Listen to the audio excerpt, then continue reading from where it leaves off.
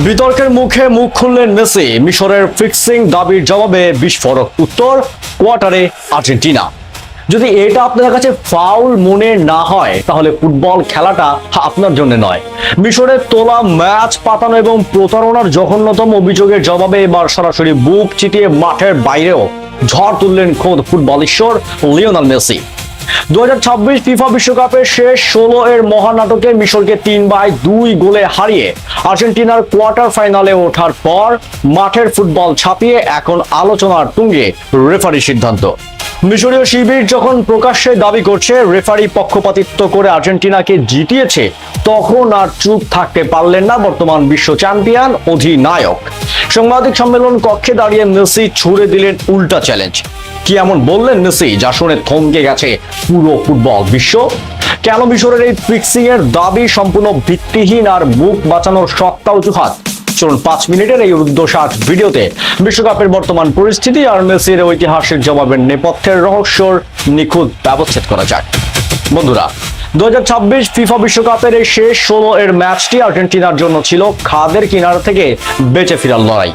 1958 ও 1962 সালে ব্রাজিলের পর ফুটবল ইতিহাসে আর কোনো দল টানা 2 বার বিশ্বকাপ জিততে পারেনি। আর্জেন্টিনা যখন সেই 64 বছরের পুরনো মিথ ভাঙার স্বপ্ন বুনছে, ঠিক তখনই মিশরের গতিশীল ফুটবলের সামনে চরম হুমকির মুখে পড়েছিল আলবিসেলেস্তেরা। ম্যাচের 2 অর্ধেই 2-0 গোলে পিছিয়ে পড়ার পর মনে হচ্ছিল 39 বছর বয়সী লিওনেল মেসির ক্যারিয়ারের ষষ্ঠ ও সম্ভাব্য শেষ বিশ্বকাপটি হয়তো এক চরম বেদনাদায়ক ট্র্যাজেডি দিয়ে শেষ হতে যাচ্ছে। কিন্তু বিশ্ব চ্যাম্পিয়নরা যে শেষ মুহূর্ত পর্যন্ত লড়াই করতে জানে তা তারা আবারও প্রমাণ করলো। এই মহাকাব্যিক জয়ের ফলে শিরোপা ধরে রাখার মিশন বাঁচিয়ে রেখে কোয়ার্টার ফাইনালে সুইজারল্যান্ডের মুখোমুখি হতে যাচ্ছে লিওনেল স্ক্যালোনির দল। চলুন এবার আসা যাক মিশরের সেই তথাকথিত বিতর্কিত বাতিল গোল এবং তা নিয়ে মেসির করা বিস্ফোরক মন্তব্যের আসল রহস্যে। মিশরীয় কোচ হোসাম হাসান এবং স্ট্রাইকার মোস্তফা জিকো যখন রেফারির ফ্রাসোয়া লেটিক্সিয়ারের বিরুদ্ধে পক্ষপাতিত্বের অভিযোগ তোলেন, তখন মেসি অত্যন্ত ঠান্ডা মাথায় যুক্তি দিয়ে পুরো ফুটবল বিশ্বের চোখ খুলে দেন। মেসি পরিষ্কার বলেন, সত্যি বলতে এখানে বিতর্কের কি আছে আমি বুঝি না। বল লাইনের ভেতর ঢোকার আগেই ওদের খেলোয়াড় পরিষ্কারভাবে মার্টিনেজকে মারিয়ে দিয়েছিল। বাস্তবিক অর্থেই রিপ্লেতে পরিষ্কার দেখা গেছে যে আক্রমণের শুরুতে মিশরীয় মিডফিল্ডার লিজান্দ্রো মার্টিনেজের পায়ের ওপর বুট দিয়ে চেপে বসছিলেন। মেসি একদম ঠিক কথাটি বলেছেন। মাঠের এমন জটিল ও সূক্ষ্ম ফাউলগুলো খালি চোখে ধরা না পড়লেও তা সঠিকভাবে সামাল দিতেও VAR এর প্রযুক্তির জন্ম। মেসি আরো যোগ করেন, সত্যি বলতে রেফারিং চমৎকার হয়েছে, প্রতিটি সিদ্ধান্তই ছিল প্রায় নিখুঁত। আপনারা আমাকে বলুন, রেফারি কোন সিদ্ধান্তটি ভুল ছিল? মেসির এই একটি প্রশ্নই মিশরের সব সস্তা অভিযোগকে এক তুড়িতে উড়িয়ে দেওয়ার জন্য যথেষ্ট। যারা আজ রেফারিকে দোষ দিচ্ছেন তারা আর্জেন্টিনার যোগ্যতা আর লিওনেল মেসির অতি মানবীয় পারফরমেন্সকে আড়াল করতে চান।